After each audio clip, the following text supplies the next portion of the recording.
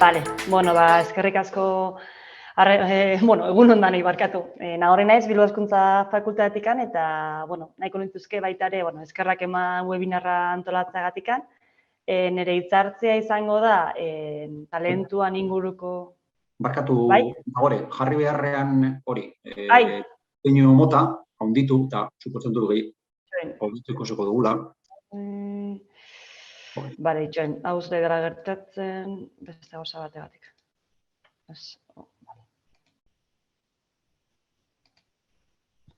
Bale, ez. Bale, horrela bai, ez da? Oso ondo, aurrera. Bale. Hori, nire hitzartzea izango da talentuan inguruan, bai? Nola aldeun landu, garatu, kirola aztapenean talentua. Alare nahiko nuke nik ere xirikatzen hasi ez, eta galdera batekin zer da talentua edo nola ulertzen dugun talentua, ez? Eta justu dula bi egun topatu nintzen berri honekin, ez? Dala la extraordinaria herencia genética de la rítmica alavesa, ez? Nahiko titular esanguratsua, izango nuke, ez? Eta azkenean bada talentuak badaka olako, erakarpen bat, zona handiko hitza dela izango nuke, baina nik uste norberak egin beharko lukela galdera nola ulertzen dugun talentua, hau da, zerbait berezkoa dan, hemen genetikakin lantzen dan edo lotzen dan bezala, edo lantzen edo entrenatzen den kontu bat den. Eta horrela heltzen gara pixkat urtetan, jarduera fisiko eta kirol zientzien esparruan indarrean egon den eztabaida batera ez, dala justu hau ez, hau da, talentua zerbait berezkoa da, berariazkoa da, edota landu egiten da, elikatu egiten da, sortu egiten da ez, edota, entrenatu egiten da gure arloan. Eta, bai esan dezakegu, azken ikerketek argi adierazten dutela, bi adierazleek elkar harremanetan daudela, bai, eta biak dela ere garrantzitsuak. Behintzarga txiki hau inda, bai nahi dugun nuke baita ere mahai gainen jarri ez, azken urtetan ikusten dalako, talentuan identifikazioako programek arrakasta handia izan dutela ez, eta azkenean, bai egon dela joera bat, goi mailara heldu daitezkeen kirolari gazteen detekzioa ahalik eta azkarren egitekoa.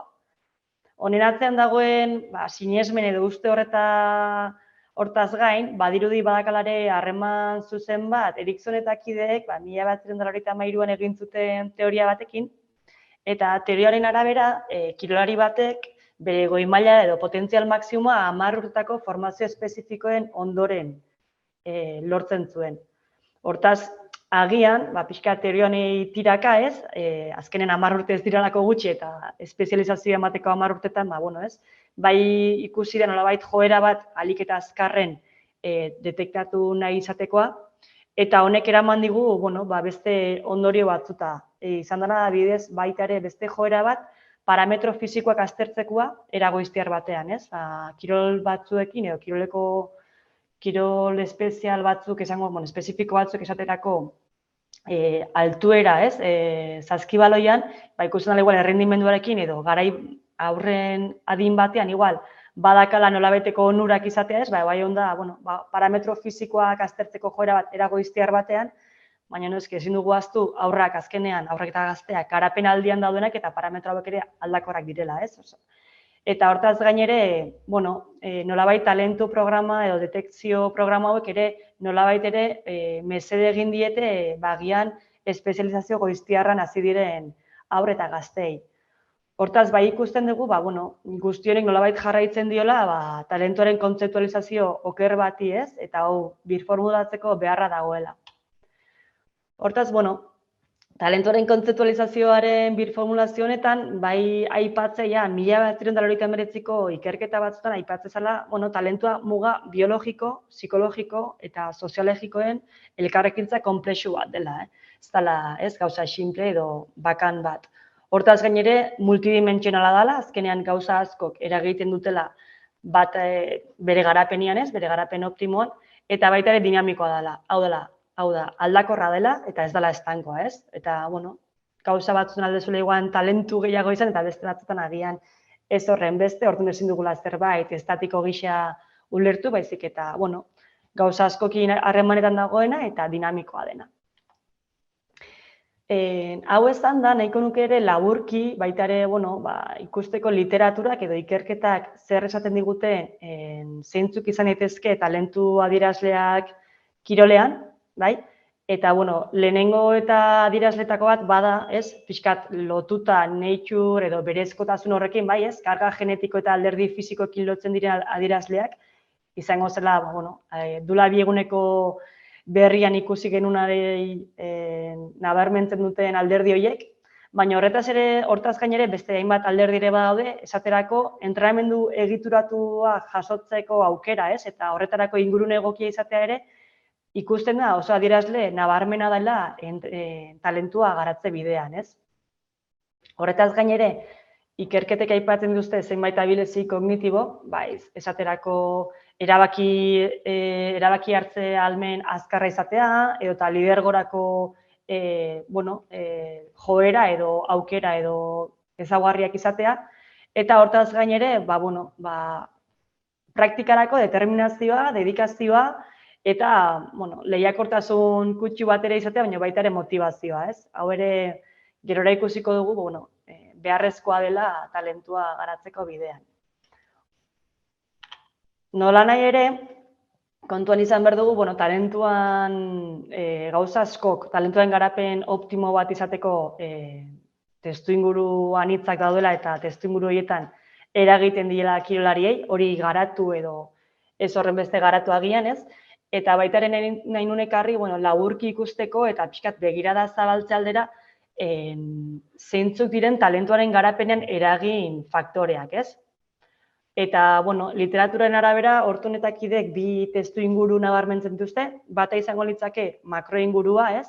Eta makroingurua izango litzake kirolariai bere, testu inguru soziokultural guzti horretan eragiten dienak, ez? Esaterako herri batzutan, Gipuzkoan bertan badago joera bat, kirol batzuk praktikatzeko beste batzuk baino gehiago, ez? Bada zerbait kulturala, herri bakoitzarena edo herrialdekoak, eta horrek ere izango du kirolariak talentua garatzeko, desgaratzeko adierazle edo, faktore bat. Eta hortaz gain noski mikroingurua. Hau da, kirolarietik gertuen dauden alderdiak, eta bai izango litzakeia eskola, familiak, ez, bere kideak zer harreman duten entrenatzaileekin, beste klubeko kideekin. Hau da pixkat ikusteko zenbat gauzak eragiten dute talentua eragoki batean garatzeko orduan.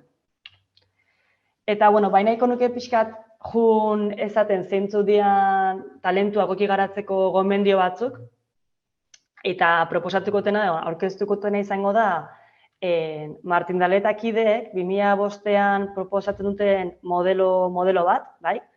Ikertzaile hauen arabera, garrantzitsua kontuan hartzea talentuaren garapena era zabal batian, ez? Eta orduan lau premisa orokor jarri dituzte baien proposamen honetan, eta saiatuko naiz, bakoitzaren zertzela labur batzuk ematea aurkezpenean, jakiteko gero bakoitzak nola ahalko luke pixkanaka hau bere tokian tokiko errealitatean aplikatzen joatea. Lehenengoa da, luzera begirako metodo eta helburuak izatea. Aurreko bi aurkezpenekin, Oidui zein Javier Jantziren aurkezpenarekin ikusi dugu, espezializazio goiztiar batek ez duela zertan eragin zuzena izan behar gero goi-mailara iristearekin, ez? Ikerketak argi adierazten dute ez dagoela harreman estatistikorik era goiztiar batean talentudun gisa identifikatu izan den kirolari batekin eta gero goi-mailara heldu denekin, eta gainera badakala ere beste albo kalte hori da kirolariak erretzeko joera bat edo aukera arrisku bat ere badagoela era goiztiar batean espezializatzen badira. Azkenean honek ere nahiko argi nabarmentzen du luzera begirako ikuspegi, helburu eta identitate bat eduki behar deula, izan tokian tokiko klub, federazio eta eskoletan ez.